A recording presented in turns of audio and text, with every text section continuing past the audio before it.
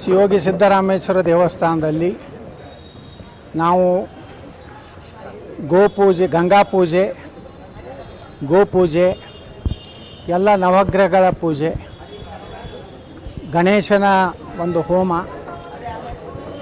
ಶಿವಪಾರ್ವತಿ ಹೋಮ, ಲಕ್ಷ್ಮೀ ವಿಷ್ಣುವಿನ ಹೋಮ, ಸಮಸ್ತ ನಾಡಿಗೆ ಸುಖ ಶಾಂತಿ ನೆಮ್ಮದಿ, ಬರೋ ವರ್ಷ ಮಳೆ ಬೆಳೆ ಎಲ್ಲವೂ ಒಳ್ಳೆಯದಾಗಿ ನಾಡಿನ ಜನತೆ, ರಾಷ್ಟ್ರದ ಜನತೆ ಸುಖ ಸಮೃದ್ಧಿಯಿಂದ ಜೀವನ ಆಗಬೇಕು.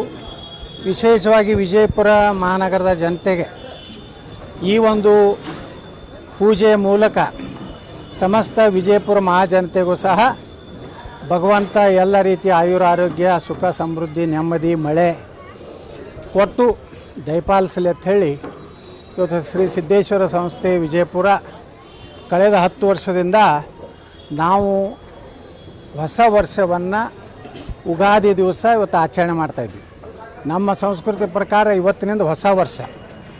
ಯಾವ ಪ್ರಕೃತಿಯಲ್ಲಿ ಏನು ಬದಲಾವಣೆ ಆಗ್ತದೋ ಈಗೆಲ್ಲ ಪ್ರಕೃತಿಯಲ್ಲಿ ಇವತ್ತಿನಿಂದ ಗಿಡ ಮರಗಳು ಹೊಸ ಒಂದು ತನ್ನ ಬೆಳವಣಿಗೆಯನ್ನು ಮಾಡೋದ್ರ ಮೂಲಕ ನಿಸರ್ಗದಲ್ಲಿ ಏನು ಬದಲಾವಣೆ ಆಗ್ತದೆ ಅದೇ ಹೊಸ ವರ್ಷ ಅಂತ ಹೇಳಿ ನಮ್ಮ ಹಿರಿಯರೇನು ವಸಂತ ಋತುವಿನ ಈ ಒಂದು ಸಂದರ್ಭದಲ್ಲಿ ಸಮಸ್ತ ನಾಡಿನ ಜನತೆಗೆ ನಾನು ಹಾರ್ದಿಕ ಶುಭಾಶಯಗಳನ್ನು ಸಲ್ಲಿಸ್ತೀನಿ. ಅದೇ ರೀತಿ ಭಾರತಕ್ಕೆ ಒಬ್ಬ ಶ್ರೇಷ್ಠ, ಒಬ್ಬ ನಿಸ್ವಾರ್ಥಿ, ತ್ಯಾಗಿ ಜೀವನ ಮಾಡುವಂತಹ ಒಬ್ಬ ಪ್ರಧಾನಮಂತ್ರಿ ಆಗಬೇಕು. ಭಾರತ ಇನ್ನೂ ಅದರ ಗಡಿ ವಿಸ್ತಾರ ಆಗಬೇಕು. ಭಾರತ ಸುಖ ಸಮೃದ್ಧಿಯಿಂದ ಇರಬೇಕು ಅನ್ನೋಂಥ ಒಬ್ಬ ಧೀಮಂತ ನಾಯಕ ಮತ್ತೊಮ್ಮೆ 2024ಕ್ಕೆ ಭಾರತದ ಚುಕ್ಕಾಣಿ ಹಿಡಿದು ಸಮಗ್ರ ಭಾರತವನ್ನು ಜಗತ್ತಿನ ವಿಶ್ವಗುರು ಮಾಡಬೇಕು ಅನ್ನೋಂಥದ್ದು ಸಂಕಲ್ಪ ಮಾಡಿ ಇವತ್ತು ನಾವು ಹೋಮ ಹವನ ಮಾಡಿದ್ದೇವೆ.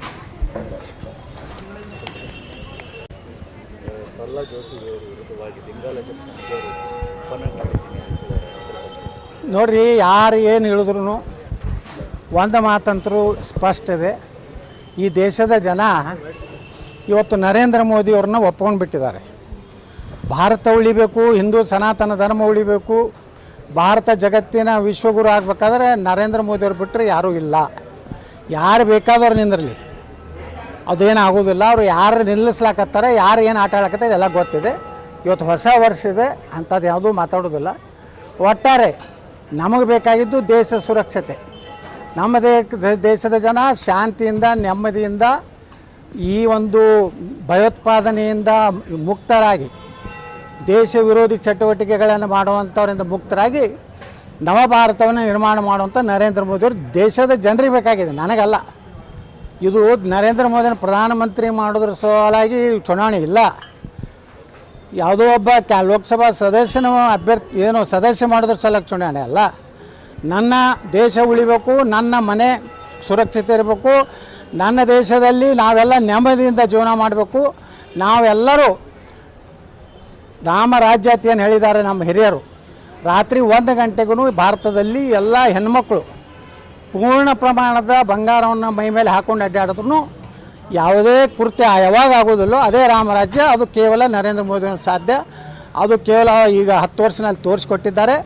ಮುಂದೆನೂ ಸಹ 5 ವರ್ಷ ಭಾರತದ ಒಂದು ಭವಿಷ್ಯ ಒಳ್ಳೆಯದಾಗುತ್ತಿದೆ. ಯಾರು ಬೇಕಾದವ್ರು ನಿಂದಿರಲಿ, ಬೇಕಾದ ಆಟ ಆಡಲಿ, ನನಗೆ ವಿಶ್ವಾಸ ಇದೆ ಕರ್ನಾಟಕದಲ್ಲಿ 28 ಲೋಕಸಭೆ ಭಾರತೀಯ ಜನತಾ ಪಾರ್ಟಿ ಗೆಲ್ತದೆ. ಓಕೆ.